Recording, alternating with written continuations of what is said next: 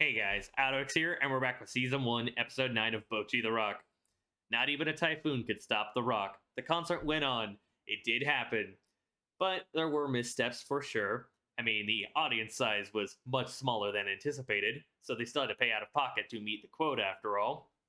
And our band did lose their cool, but by the end of it, they were able to turn it around, all thanks to the guiding light to the savior, Bocchi. Her guitar solo, her courage to draw all of the attention onto herself, her resolve to make sure they succeed, to save their performance, to regain their composure, to fix their mistakes and play on. And with that second song, it brought everyone's attention to them. It portrayed their skill, their effort, their desires, their ambitions. It made them be known. It made them be acknowledged. The audience were digging it. They were enjoying themselves. From the fans to even the people who weren't exactly caring about the show when they heard that they were the opening act. So, I can appreciate it. The after party, very enjoyable nonetheless, and I do like a lot of the comedy moments about it and the lesson of make sure you enjoy yourselves. Entertainment first, worry about supporting yourself later, or even just second. Because if you focus on the money, it ruins the aspect. You'll be too worried about it, you'll get too caught up in that. You got to enjoy yourself. You got to make sure to have fun because it's supposed to be a fun experience. It's supposed to be an enjoyable experience. And we even found out the true goal, the true ambition of Najika, all to repay her sister, to carry on the mantle, to carry on the success where she left off, because her sister was part of a big wig band and everything. She was very successful, and she carried around Najika a lot, bringing her to so many gigs, making her interested in music, showing her all these incredible sights, and then she had to stop. She created Starry Club all for Najika as well because she enjoyed it so much, because she loved it.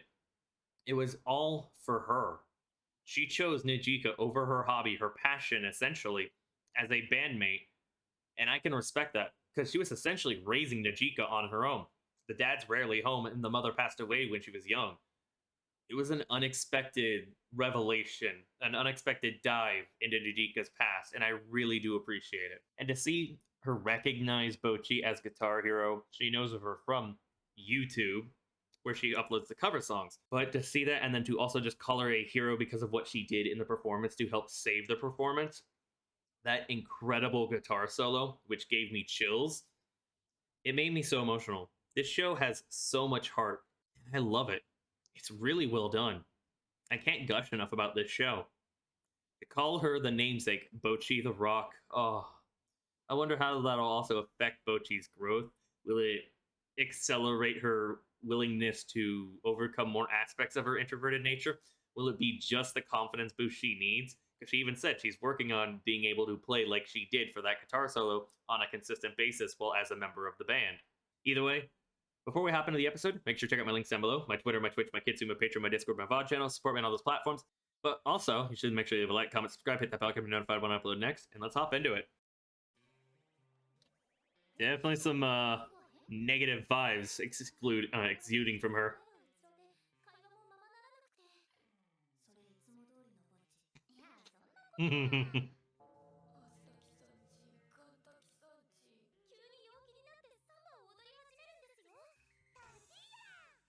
Tortilla.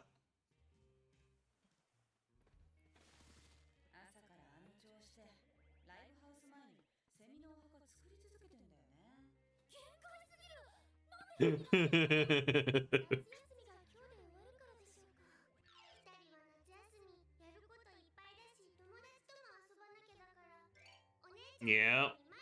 Straight up called her out.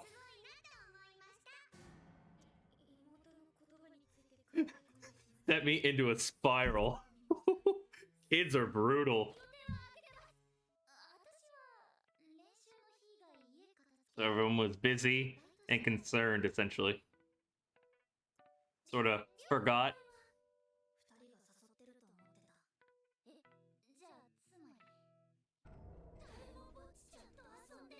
So she was left to her own devices outside of, band practice and work, where she could continue to spiral, where she would just be isolated from her friends. I feel that. I hate that I understand it, but I feel that. No longer the zip tie man.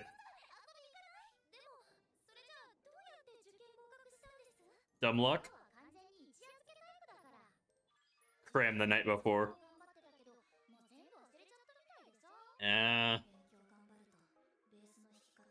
Of course you do.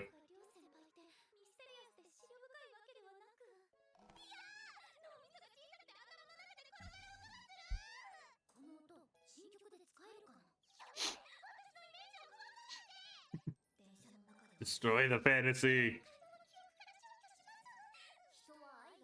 That went overly.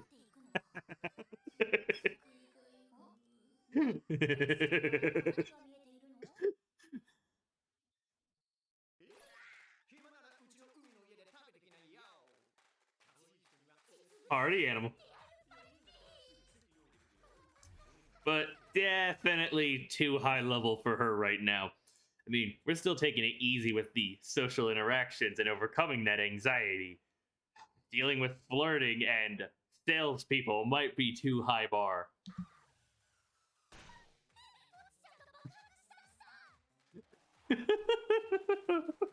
One-dimensional Bocchi.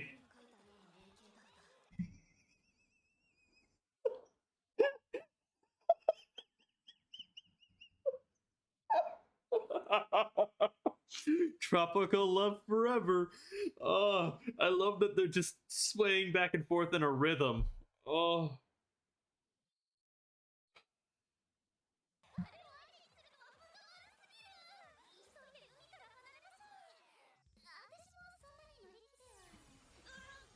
Can't deny the cute aura.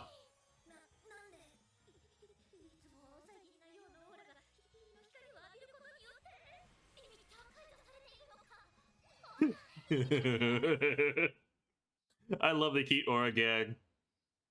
One of my favorite long-running gags of the show.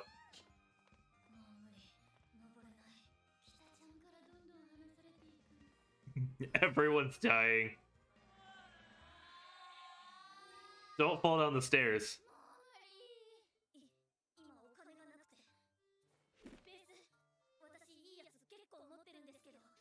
In that bargaining stage. She's that desperate.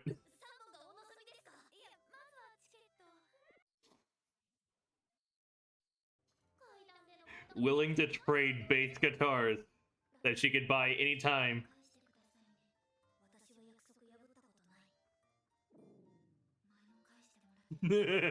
So she owes her 2 times now.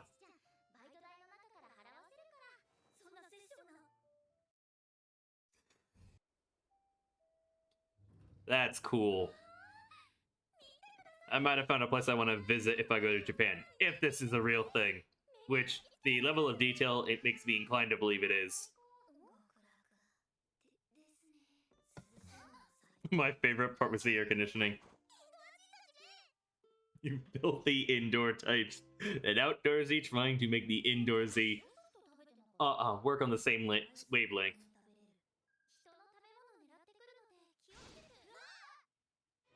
That was quick. Holy shit, that caught me off guard.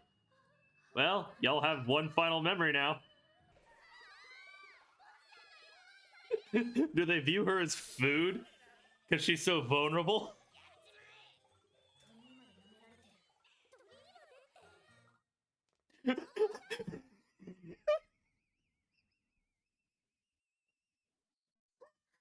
Bocchi was Yamcha'd. So this is the DBZ reference I heard about. Peak comedy. Peak comedy. I'm sorry. Just staring at that alone is killing me.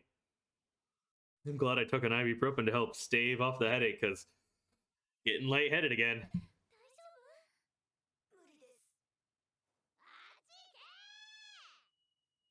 I love that Bocchi was bullied by birds.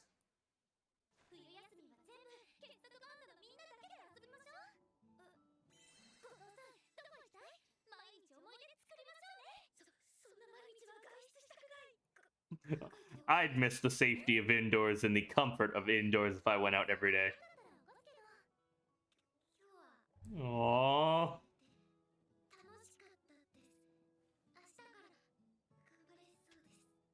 This makes me really happy.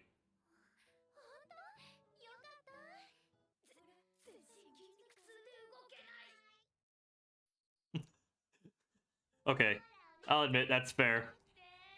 The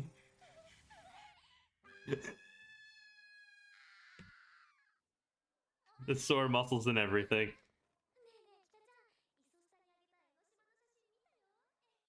Oh, stage performers wanted. Okay, so it seems like we have an idea of where we might have our next performance then. A cultural festival, essentially. The Shuka Festival. That's really cool. So it seems we'll be accomplishing Bocchi's goal, performing at a cultural festival in high school. Can't say I was expecting it to come back around, but it makes sense. Might have just been a mess up on my part, completely forgetting about the fact that, there's cultural festivals every single year. So now that she's formed a band, it's the next reasonable step. It's the next reasonable venue, the next gig.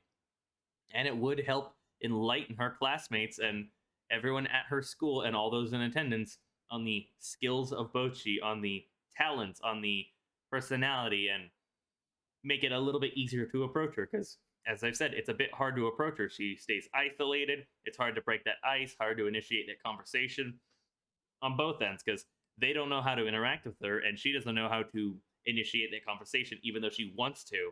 She puts on all these airs and everything, but she really just wants to make connections. But it's hard to get over her introverted nature. So I'm definitely excited for what the cultural festival will have to offer. Are we going to have multiple bands as well? And will it be like a battle of the band situation among the other performers being sought after? We'll probably have some cool talent show stuff, but easily bands will be the highlight, no doubt about it. Not much to mention about this episode. It was a summer memories adventure, tropical love forever. Make those memories, make them last an eternity. You got to forge those bonds of friendship and help fix Bocchi, who was in complete despair over the concept of having to return to school, which I do relate to. I resonate with because I've been there, definitely felt that. It's never fun returning to school, at least for that first initial day. That's the highest or the most difficult hurdle to go after. And it doesn't help that Bocchi is completely sore from having to climb so many stairs and exercise and enjoy the outdoors, even though she's an indoors type. But I did like them going to Enoshima and all of the memories they made, all of the comedy that comes around, the birds picking on Bocchi, even that DBZ reference, which killed me. It killed me. I had heard there was a DBZ reference, and I can't remember if I've seen it before, because I've seen at least some clips here and there, but none of them come to mind at the moment, but I know they've been on my timeline. But comedy's on point. It's peak. It's so fucking good. Show never fails to bring a smile to my face, make me feel emotions, or make me laugh my ass off. And sometimes that's all you can ask for from a show. And this show does it so well. But I really do appreciate them strengthening the bonds and also that whole, yeah, I'll wait until tomorrow, or it'll be tomorrow me's problem to call to initiate the conversation to make plans. Or I'll just wait for them to make plans with me. And then even that aspect of getting too busy, you forget to make plans, or you assume someone else made plans, or you just don't want to inconvenience them, so you don't make plans because you're being considerate, and it ends up backfiring. But it's a nice calm down episode after what went on last time with the concert. Either way, very much appreciated. Always fun. But thank you all so much for convincing me to watch this. I might sound like a broken record, but I'm serious. It's incredible. I can see why it's so popular. It makes sense.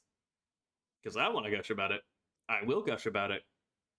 I ramble about it on a solid, probably 10-minute fashion in each reaction. But either way, let me know your guys' thoughts on my reaction, my commentary, the episode itself. And while you're leaving a comment, make sure you like, subscribe, hit that bell, get me notified when I upload next. Check out my links, my Twitter, my Twitch, my Kitsune, my Patreon, my Discord, even my VOD channel. Support me on all those platforms if you could. But this has been AlduicS. Thank you all so much for watching. I'll see you all for another video. Peace.